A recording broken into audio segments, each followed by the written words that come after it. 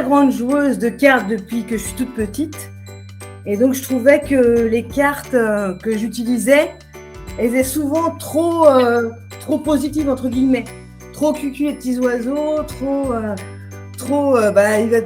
une super vie, tu vas avoir une super journée et tout ça.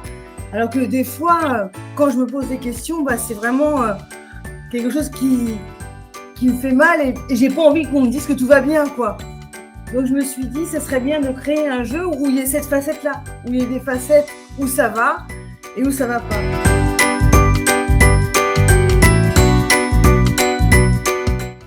Alors, le sujet de Solilune, c'est d'inviter à transformer les murs en tremplin, en fait, par le questionnement. Par l'introspection aussi, parce qu'il y a beaucoup de modalités de jeu qui permettent de mieux se connaître soi-même, en fait, de rentrer en introspection et de répondre à des questions qu'on se pose.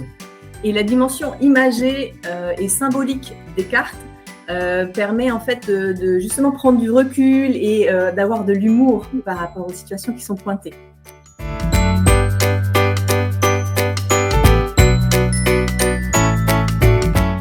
Solilune s'adresse à toutes les femmes qui ont envie de mieux se connaître et qui se posent des questions sur leur vie et sur le déroulement de celle-ci.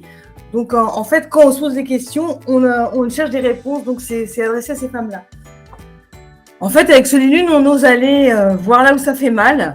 Avec détachement et humour, en fait, on arrive à aller voir nos défauts pour mieux aller dans la qualité qu'on s'est fixée.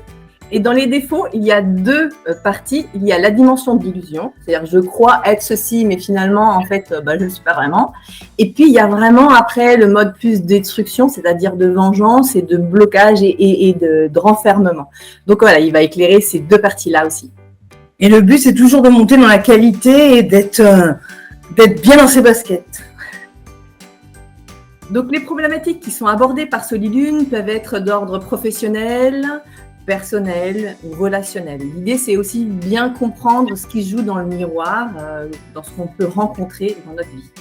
Et en fait, ce qui est intéressant dans Solilune, c'est qu'on peut se fixer des objectifs et des autodéfis pour atteindre les objectifs, soit seul, soit à plusieurs. Et en plus, en incluant la sagesse du rythme de la Lune. Donc, il y a une des parties qui est dédiée à ça.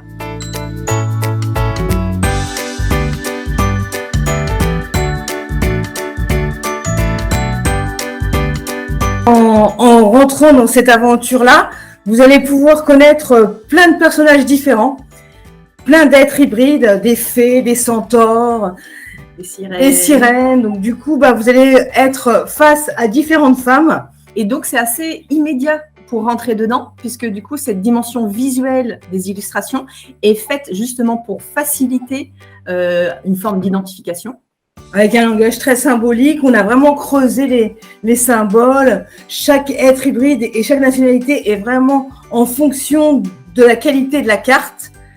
Donc, c'est très recherché. Comme vous pouvez voir là-dessus, en haut, derrière nous, il y a la carte de la créatrice.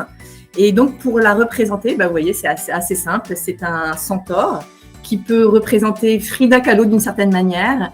Et elle a d'un côté d'elle plein d'œuvres commencées mais pas finies. Et c'est là où elle peut devenir éparpillée. Ou sinon, il y a comme une barrière et des pages blanches, c'est-à-dire qu'elle reste coincée et elle devient impuissante. Donc voilà, vous pouvez imaginer sur cette carte-là, par exemple, ce que ça peut représenter. Je veux créer et en fait, je suis à la fois confrontée à la part de moi qui voudrait m'éparpiller et celle qui, d'un autre point de vue, quand on commence rien et qu'on finit rien, du coup, elle se sent impuissante. Et donc voilà, ça vous donne un exemple. Et en prenant conscience de ce qui ne va pas dans notre vie, on peut plus facilement aller vers la lumière que l'inverse, quoi. Donc amusez-vous bien.